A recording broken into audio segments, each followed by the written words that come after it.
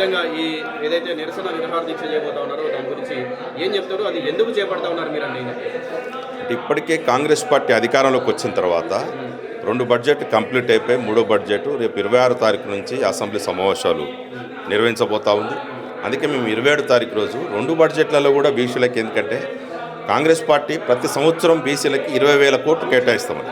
20,000 కోట్లు కాదు కదా, అందులో ఒక 200-300 కోట్లు 2,000 కోట్లు కూడా కేటాయించట్లేదు.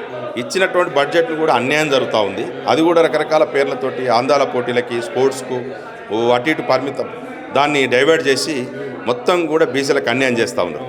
ఫీజు రియంబర్స్మెంట్ తోటి ఇంజనీరింగ్ కాలేజీలు, రకరకాల కాలేజీలు వాళ్ళ దగ్గర సర్టిఫికెట్ పెట్టుకొని బీసీ పిల్లలకు అన్యాయం చేస్తూ ఉన్నారు. అక్కడ అన్యాయం జరుగుతూ ఉంది.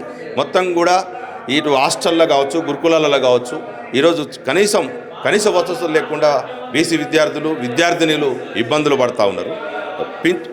బీసీ నిరుద్యోగులే కాదు, రాష్ట్ర తెలంగాణలో ఉన్న నిరుద్యోగ వృత్తి కూడా అందట్లేదు. ఇక్కడ ఉన్నటువంటి పెండింగ్లో ఉన్నాయి చాలా వరకు. ఎందుకంటే పెన్షన్లను 4,000 అని, 4,000 రూపాయలు పెన్షన్లు కూడా పెండింగ్లో పెట్టినావు. ఏది ఇచ్చినావని? బీసీలకు ఇచ్చినటువంటి కార్పొరేషన్లకు నిధులు ఏం కేటాయించట్లేదు. ఉట్టి కార్పొరేషన్లు ఉత్సవ విగ్రహంలా కార్పొరేషన్ చైర్మన్లు పెడితే ₹1 లేకుండా కార్పొరేషన్ చైర్మన్లు ఏదో కారు, ఏదో పిఏ అనే సంతృప్త పడతా ఉన్నారు చైర్మన్లు. మొత్తం ఈ వృత్తి కార్పొరేషన్లకు సంబంధించి ఇంకా చాలా పుల్పిల్ చేయాల్సిన అవసరం ఉంటుంది.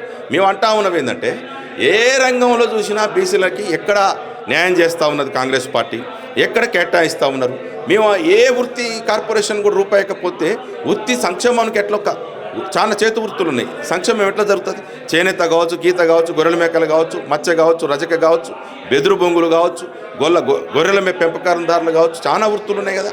మొత్తం చూస్తూ ఉన్నాం. ఇంకా ఎంబీసీ కులాలకు సంబంధించిన సంచార జాతులు, సేవాప్రదమైనటువంటివి, మొత్తం ఉత్పత్తి కులాలకు సంబంధించినట్టు వాళ్ళకి కూడా ₹1 కేటాయించకపోతే ఏముంది? కాంగ్రెస్ పార్టీ అంటే ఏంటంటే, సంక్షేమం అంటే ఏమనుకుంటుందంటే ఎన్నికలు నిర్వహించటమే.